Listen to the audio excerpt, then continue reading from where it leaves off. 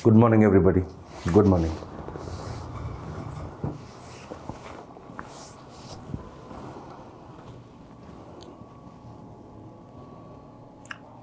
We are going to start with federalism, center-state relations, and local self-government today. And as I was telling you yesterday, this is the theme that we will do in reverse. All right. So this is a theme that we're going to do in reverse. Now let's understand that now we are done with this. We're now moving to the next theme. And in this theme, we're going to cover center-state relations. Now, in this theme, there is a greater emphasis on layer 2 than there is on layer 1.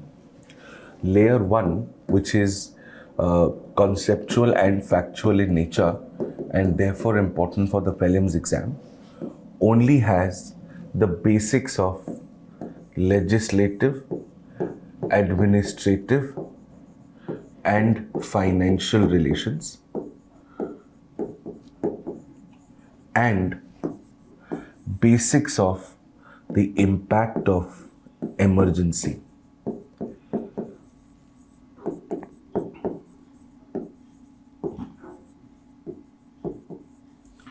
These are the only two things which are relevant. There are a negligible amount of questions that actually come from layer 1 from this theme. Whereas layer 2, which is analytical in nature and therefore important for the mains, has a truckload of things that we should cover. First, of course, is federalism and its components, which means what is federalism, what kind of federalism, is it center stronger than the states, is it state stronger than the center, the formats of it, cooperative, competitive, collaborative, combative. So these are several kinds of federal issues that keep happening all through the year. Apart from this, we should also do the analysis of the emergency, and we must figure out exactly how can we make our emergency provisions better. And third is the case of certain special states and figure out exactly how can this relation be made better. Okay, so this has to be done with a very specific amount of focus and must be done with absolute precision. Now let's start, and we're going to base this lecture on layer 2 and then bring it to layer 1. This is a part of the second line of your syllabus. As you are aware, we are done with the first, the third. I've given you a PDF for the fourth. We're done with the fifth. We are done with the sixth.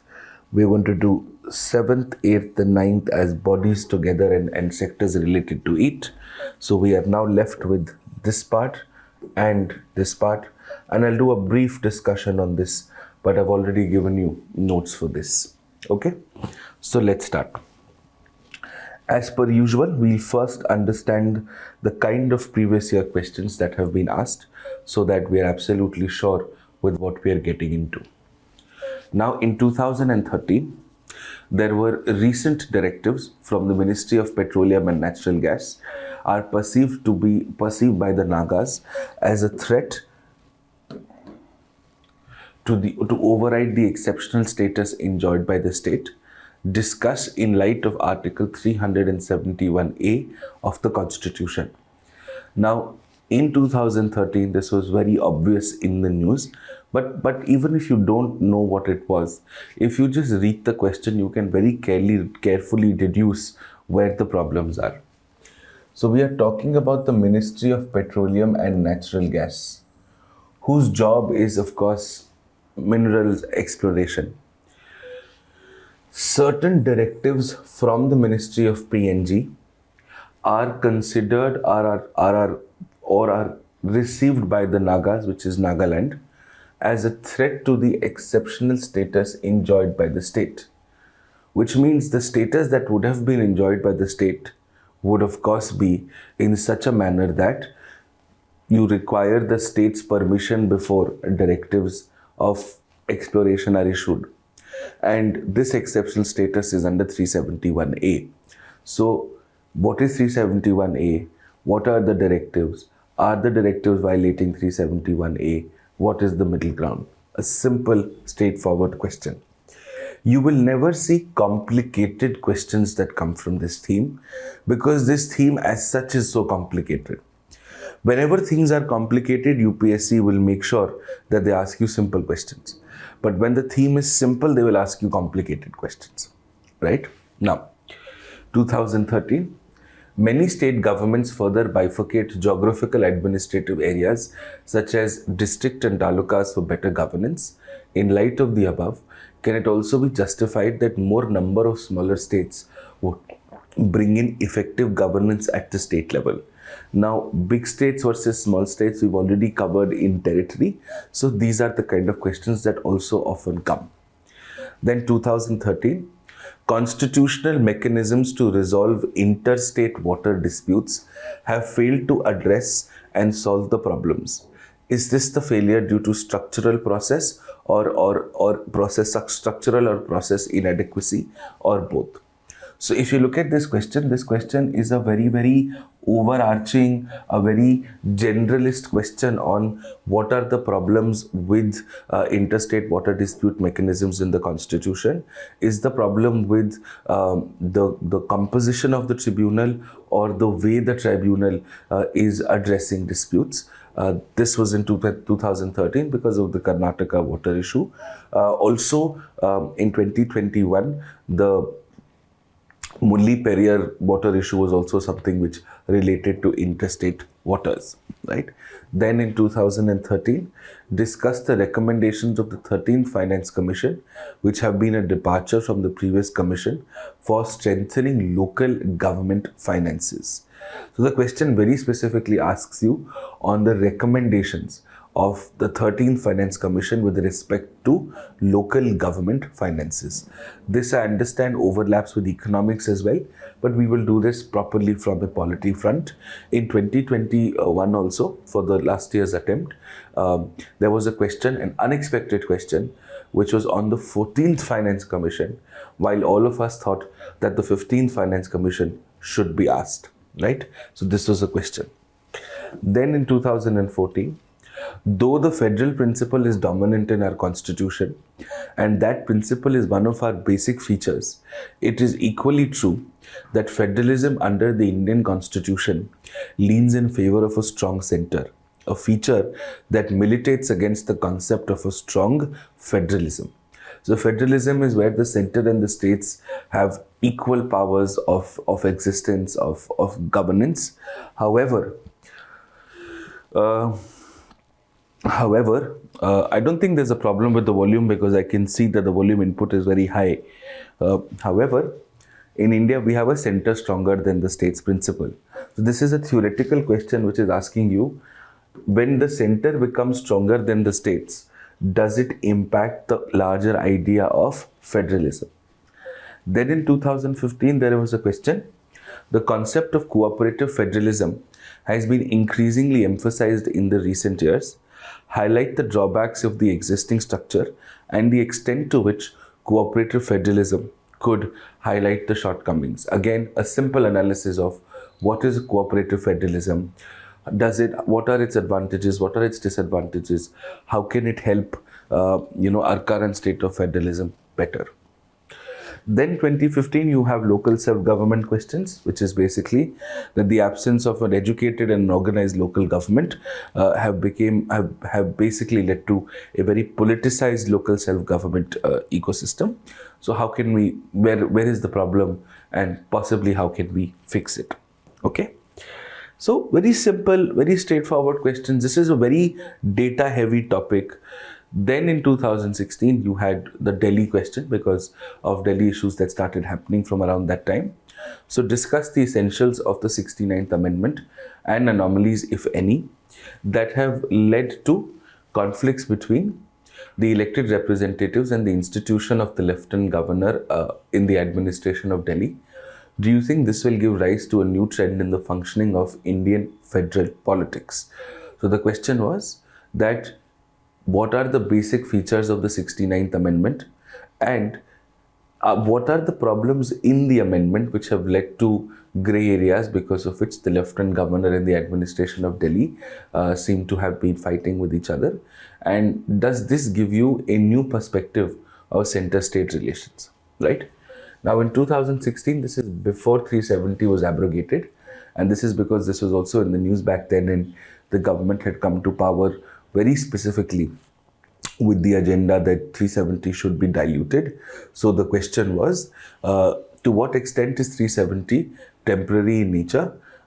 Discuss the future prospects of this in this context of Indian polity. So what is 370? Why was it inserted? What is the history behind it? What is the legal justification of temporary? Can it forever be temporary? Can these provisions be made permanent? Can these provisions be deleted entirely? So you have to cover all domains. But again, a simple Indian Express column would have answered this question very easily for you. Then, did the Government of India Act 1935 lay down a federal constitution? Discuss.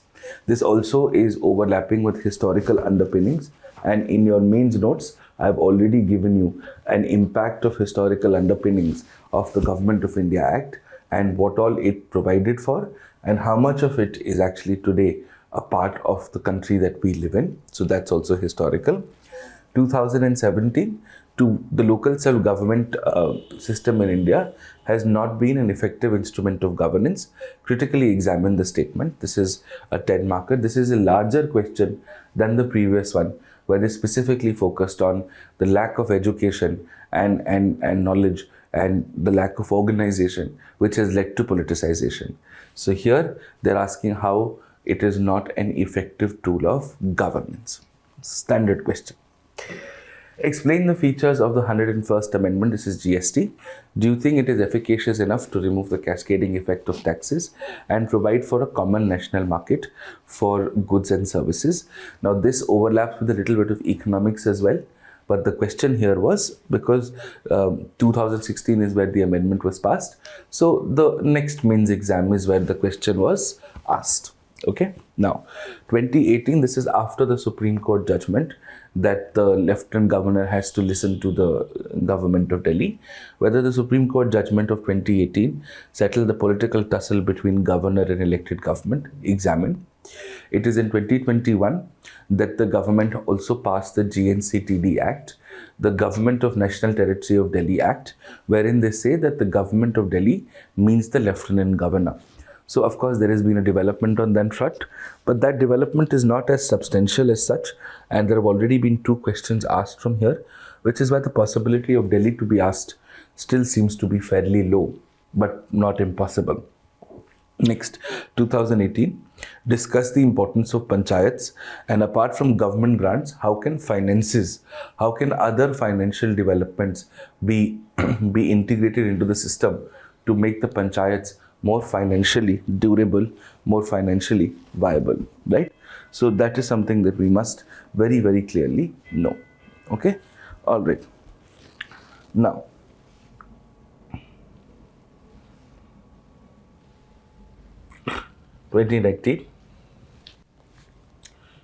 again, a question on center-state relations.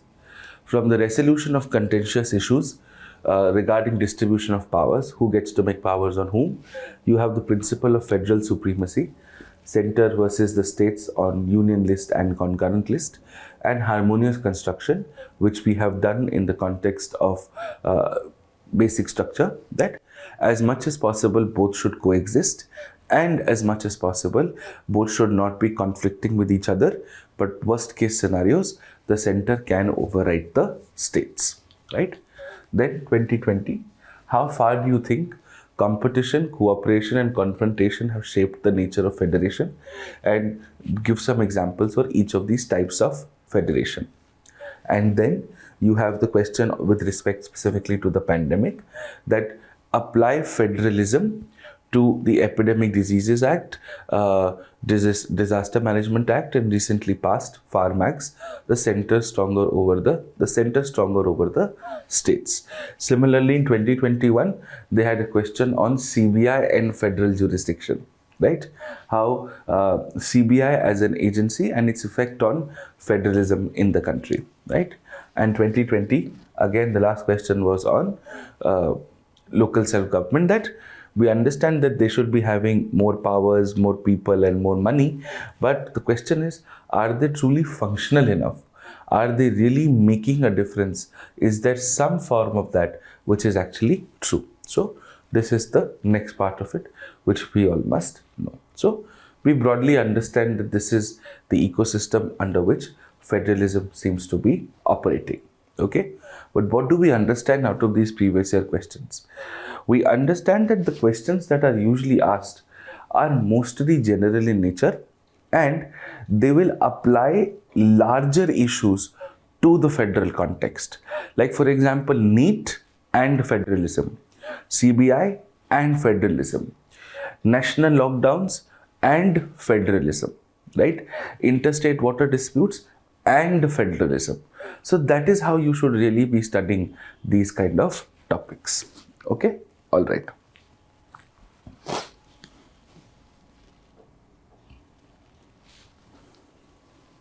Now, let's start.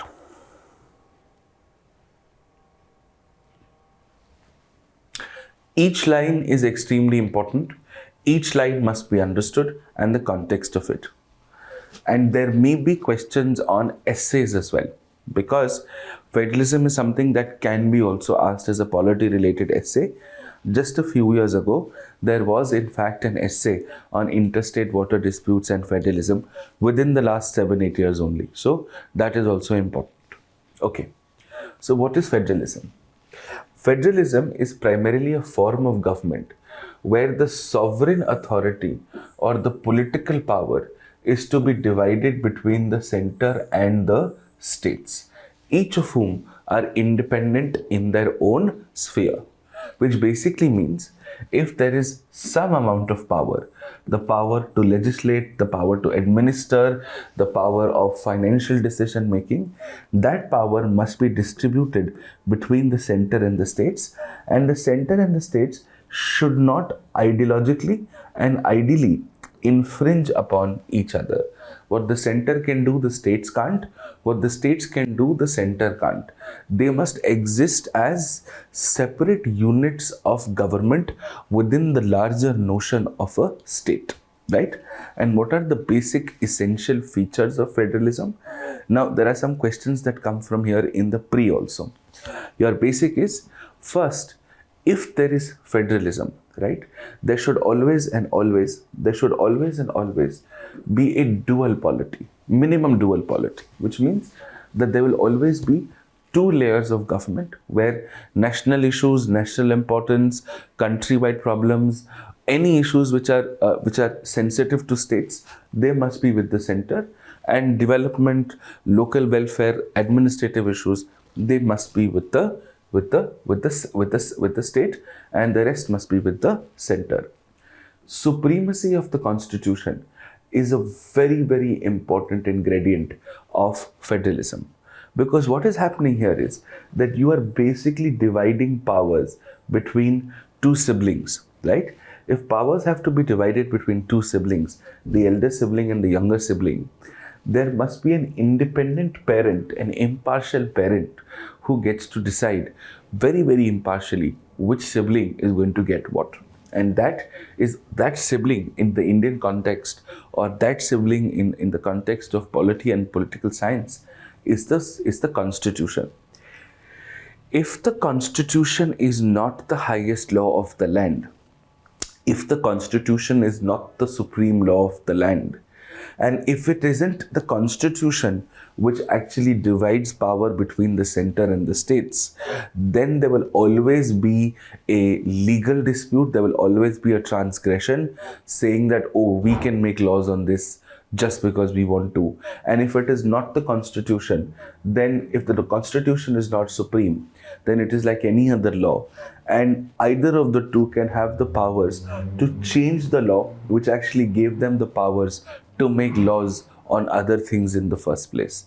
And when the constitution gets supreme, where certain elements of it can't be changed, or they can be changed rather differently. And there is a law that everybody in the country has to largely conform to. That ensures that there is some form of fluidity with respect to federalism. And this is why it ensures that no authority arbitrarily takes over the powers of the other. And what is better than the supremacy of the Constitution? The fact that it is written in a single place, if it is written in one document, which adds to its supremacy status, which is a written constitution. When there is a written constitution, and the constitution is the highest document ever, it is the supreme document of the country. All laws have to conform to the constitution. And if it is written in a single document, in one place, right? In that scenario, in that circumstance, what you are basically trying to do in a simple manner is that you're trying to reduce any room for disagreement. Okay, you're trying to reduce any room for disagreement. You're trying to reduce any form whatsoever for disagreement, any form, whatever it might be. Okay, and that is something that we must understand, right? Because it is clearly and explicitly mentioned in the Constitution, right? Then we have something called rigidity of the Constitution. Rigidity means that the parts of the Constitution which the sections, the provisions of the Constitution, more appropriately the articles of the Constitution, which are defining power sharing mechanisms between the center and the states, those parts must be very, very difficult to change. Those parts must require a higher democratic support to change, which is why you would have heard of something called a constitutional amendment under Article 368, which requires state ratification, right? Which requires state ratification. Okay. Now, a rigid constitution unfortunately makes amendments very, very tough. But you must also understand that this ensures that no government at the center can do this unilaterally. You will require the support of the states. For example, you want to move something from the union list to the state list, or from the concurrent list to the union list, or any change of these lists under the 7th schedule will always be a constitutional amendment under Article 368, which will require state ratification. Okay, that's something we must always understand, right? Now, look at the authority of the courts. When we look at the authority of the courts, what do we understand? Since federalism is based on the division of powers between coordinate governments, it is essential to maintain the same and ensure none transgresses into the domain of the others. You must understand that there must be, if in case there is a dispute, in case the children fight, and the children's fights are taken to the parents must be impartial to both the children so that they can understand the problems and therefore give a reasonable and an objective viewpoint. Similarly, if you do not have an independent judiciary, if you do not have powers given to the judiciary, then you will not be able to have a successful federal country, right? And therefore, it is very important that the judiciary gets the powers to interpret the laws, interpret the constitution, gets the powers to be independent, gets the powers to be free from government control. And only when all of this happens will federalism as a concept exist.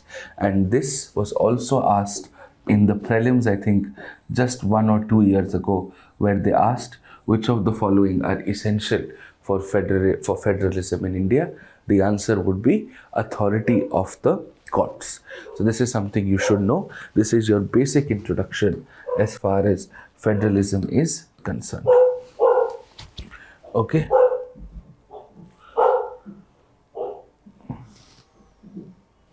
Now, let's look at how the center is stronger than the states. Let's look at how do we have some balancing factors to the states, and how we will see sometimes laws that have given the powers to the center in accomplishing the same.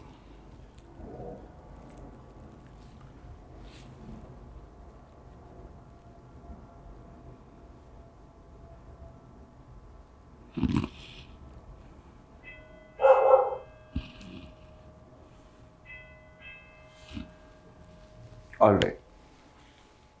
So, some centralizing provisions that make the center stronger than the states. Under no circumstances are the states stronger than the center. They may have some powers, but never. So, you've got some emergency provisions. We will look at it today under theme 6. We'll come to that part later. But yes, national emergency, state emergency, financial emergency. Most people think emergency to be a wrath of the government on the people. That's actually not true. The primary impact of an emergency is the change of lawmaking power for an extraordinary amount of time, for a special amount of time, where the center is actually becoming more powerful than the states in the areas where there is an emergency. So you must understand that. That emergency, while I understand, has been very politicized in the country, but the impact of the emergency is mostly on center-state relations. Very little to do with you and I in our ordinary, set of things. Then the fact that we have an integrated judiciary, which also means that from the lowest court to the highest court, there is a straight line of access. Judgments of the highest court are binding on the lowest courts. Even the highest courts of the state, the states have no role in the appointment or removal of high court judges. Also, at the same time, while the states are recruiting lower court judges, right, it is the High Court who is the administrative head of all the lower courts, also has powers of contempt and so on and so forth. Okay, understood? Right. Now, then we have how revenue is shared between the center and the states and amongst the states through Finance Commission recommendations, which we will study. The fact that in the concurrent list, both the center and the states can make a law, but it is the center who can override a state law in case there is a conflict, in case there is a repugnancy, or in case there are both a central and a state law on something in the concurrent list. See, with respect to the Finance Commission, at the end of the day, it is appointed by the center and is deciding how tax revenue should be distributed between the center and the states. The states have no role to play in the appointment or the removal of the members of the Finance Commission. And if something is not mentioned in either of the union list, the state list, or the concurrent list, and it is a new subject, it will automatically be under the center, not the states, not the concurrent.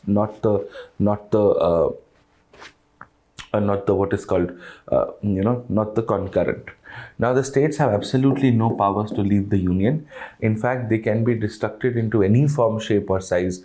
In fact, through a simple majority, which is not even considered a constitutional amendment as per the provisions of the law. And the constitution is flexible enough on certain areas such as union and territory, such as citizenship, and such as ordinary lawmaking power, when all of this can happen. Okay, understood this, right?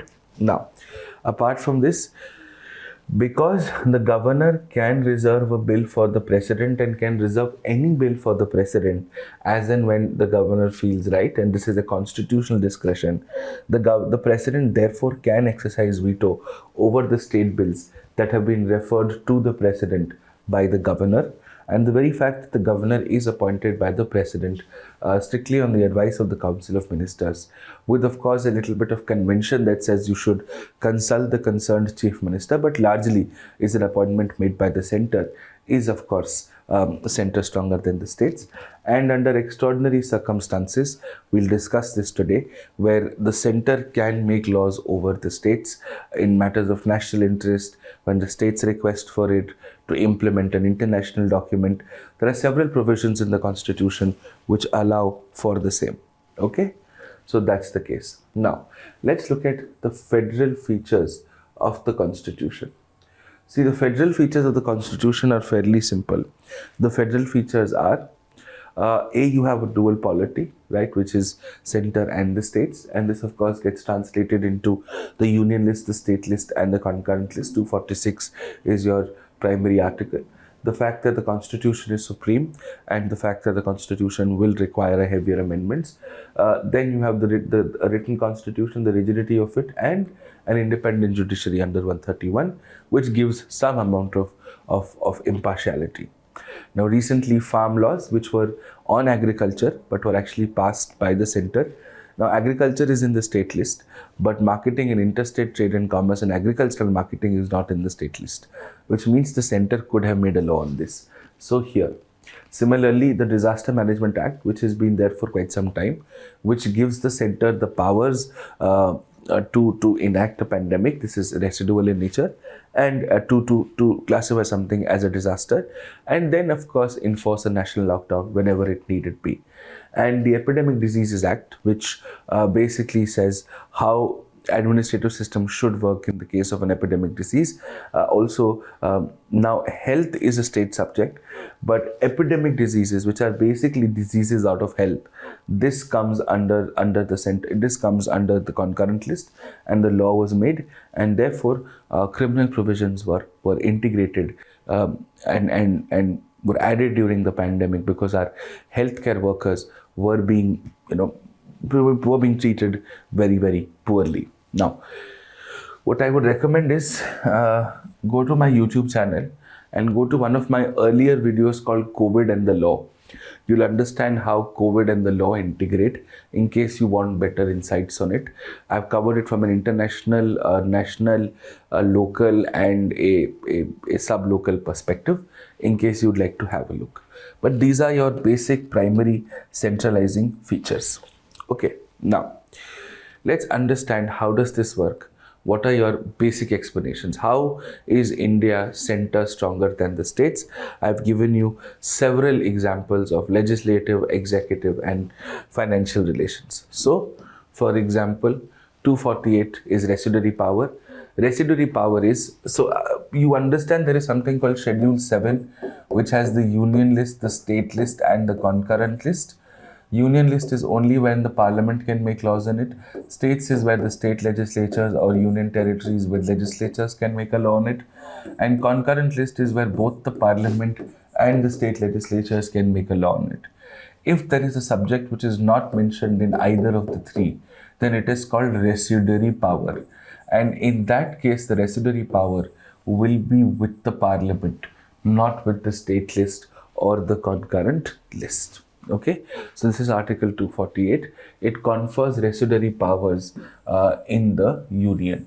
Then 249 says that if there, and we'll get into the details of it, that the parliament can make laws on something in the state list if it is in national interest, and the Rajya Sabha can authorize the parliament to do so through special majority 1, and then the parliament can make a law. In fact, the parliament will also be able to make a law on something in the state list if there is an emergency which is operating in further applications of 249, and the emergency would be 356, right? Then you have something called the application of states. If 2 or more states request the parliament to make a law under Article 252, then the parliament can make a law for those 2 states on a matter which is in the state list, right? So similarly, for giving effect to international agreements that India has ratified, because foreign policy is in the union list, then the parliament can make any law, even if the law that we are making to implement the international agreement is in the state list. The parliament can still do so, because you're giving effect to an international obligation that we have agreed to under 253. Because foreign policy is a matter of legislative competence of the center, right? Then, in case of consistency between laws which are made by the parliament and the state with respect to concurrent list or not, it will always be the center that will assume powers over the states in the case of a concurrent list. जैसे मैंने आपको बताया, अगर एक चीज़ पे centre और states दोनों कानून बना सकते हैं, then the center can always make the law over the states, right?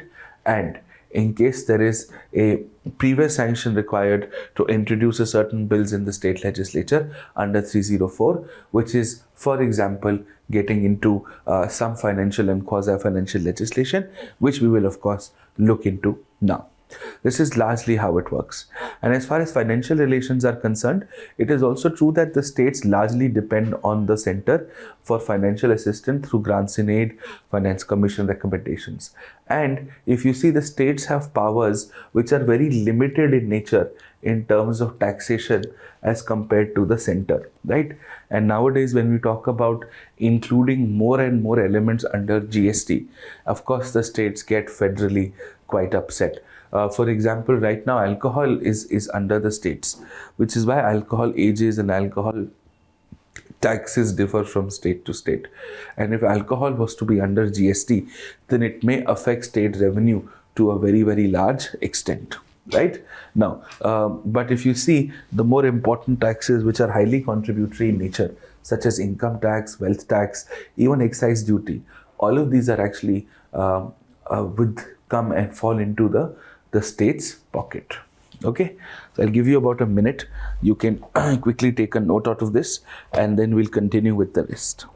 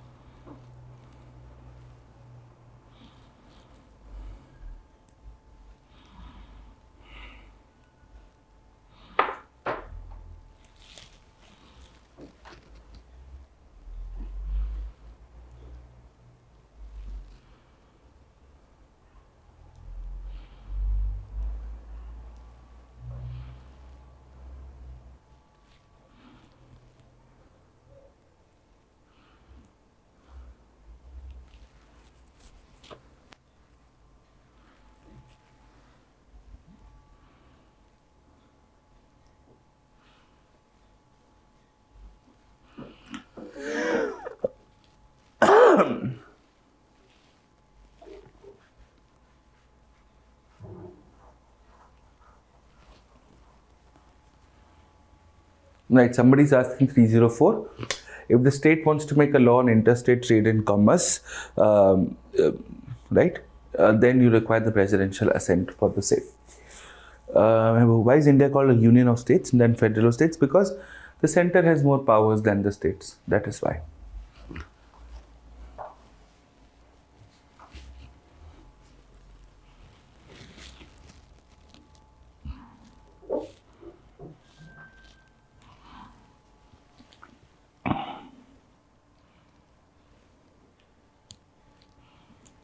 All right.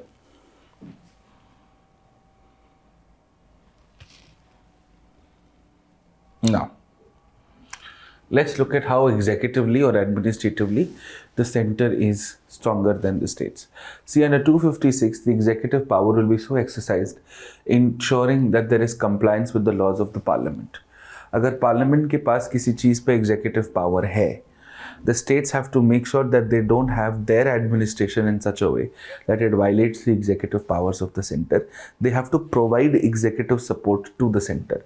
They have to provide administrative support to the center if the center has to implement that all India. Okay, under 257, under 257, 1 second.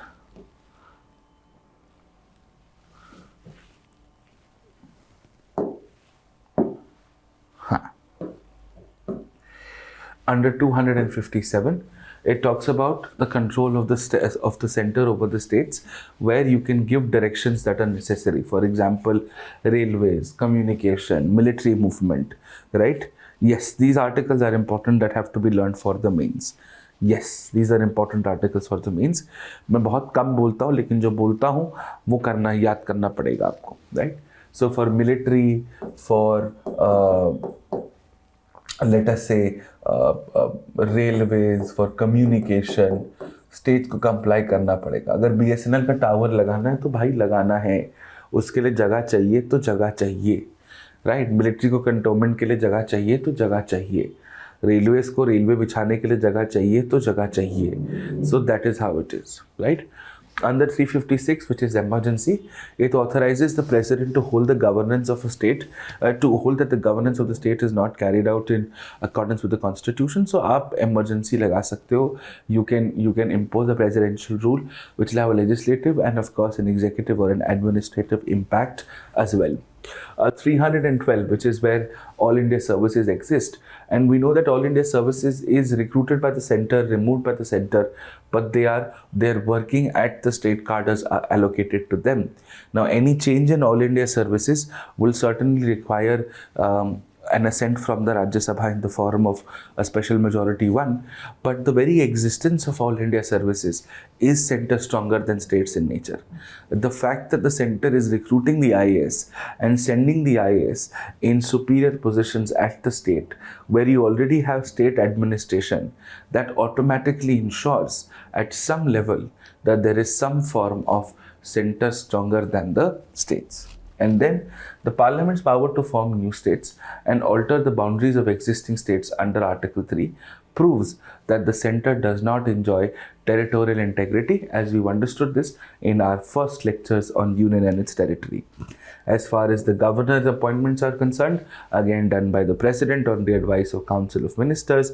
Even if there are objections that there might be an agent of the centre, there might be against the interest of the states, it does not matter. Similarly, when you were discussing emergency provisions, the normal distribution of power changes, and therefore the implementation of power also has an executive and an administrative impact, because you are now implementing laws that ordinarily the center did not have the powers to make, but because there is an emergency in place, the center now does. Right? When we look at the freedom of trade and commerce, the Constitution in Part 13 says that India is a single economic comprehensive unit for the purposes of trade and commerce, and that is why interstate trade and commerce is a very, very, it's a very, very, you could say it's very delicately run provision in the country, because it has a massive federal implication. We also have a uniform citizenship and an integrated judicial system, which is why India is often considered an indestructible union of destructible states. देखो, means में क्या आएगा? How is the center stronger than the states? हमको बस इतना ही टक टक टक टक टक टक टक लिखना है, दो लाइन, और हमें आगे बढ़ना है. हमें कॉम्प्लिकेशन में जाना ही नहीं. जब एग्जाम में नहीं आएगा तो हमें जाना नहीं है, समय अपना बर्बाद नहीं करना है. ठीक है, कोई फेडरल एक्सपर्ट बनने की जरूरत नहीं है. ठीक है. Now the views of the Supreme Court. Next part. In Ram Jamaya Kapoor, Supreme Court said that the principle of doctrine of separation of powers is not in the Constitution in its rigid form, which means there can be some changes that can be made. In Bengal versus Union of India, the Supreme Court said we are not truly federal because the centre enjoys greater powers than the states. In Haryana versus Union of India, the Supreme Court said that we have a semi-federal system. In Kuldeep Nair versus Union of India, very important case, said that the federal principle is dominant and is one of the basic features, but in India the federalism is towards a stronger center. Then if you want to take up some quotes for your essays or for your GS, Austin and Birch said cooperative federalism for the Indian system, which means it's neither purely federal nor purely unitary, but a combination of both, which is why we often use the word sui generis to explain what the Indian federal system is, which means it's unique, it's one of its kind. हमारे जैसा और कोई नहीं है पूरी दुनिया में, right? And Dicey also feels that federalism has been watered down in India to meet the needs of a country which of course had nationally integrated and politically integrated and needed to be socially integrated as well. And this Diceian quote was actually quoted in a Supreme Court judgment called Rajasthan versus Union of India. And of course, our very own Ambedkar says Indian constitution is both federal and unitary depending on the situations and circumstances. The words federalism, federation, word separation of powers, quasi, ये सब कहीं भी constitution में mention नहीं है. We only have words like union of states and that's it, right? तो ये आपका बेसिक नेचर हो गया, आपका बेसिक फंडामेंटल बेसिस क्लियर हो गया कि भाई हमारा centre stronger than the states है, from a legislative front, from an executive administrative front and of course from a financial front. आपके स्टैंडर्ड टेक्स्ट बुक्स में वो बहुत सारी चीज़ें लिखी हुई हैं, कौन सा टैक्स कौन दे सकता है, कौन दे सकता है, एग्जाम में नहीं आता है. It's not relevant. Please don't waste your time on it. I'll show you through previous year questions also at the end of this. But this is how it is. ठीक है. So what is our basic understanding? हम ऐसे हैं तो क्यों हैं? हम ऐसे हैं इसलिए हैं because we have adopted a different federal structure as different parts of the country were at different stages of development. Some were doing very well, some states were not doing very well.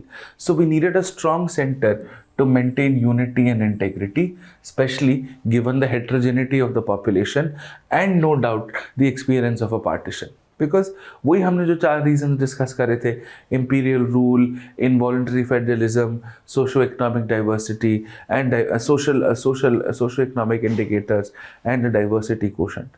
These are the 4 reasons why India is what it is. It applies to everything else.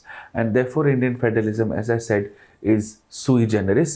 It's out of its own kind, and that is why it's from the union to the states, and not in the case of the USA, where the states came to form the union.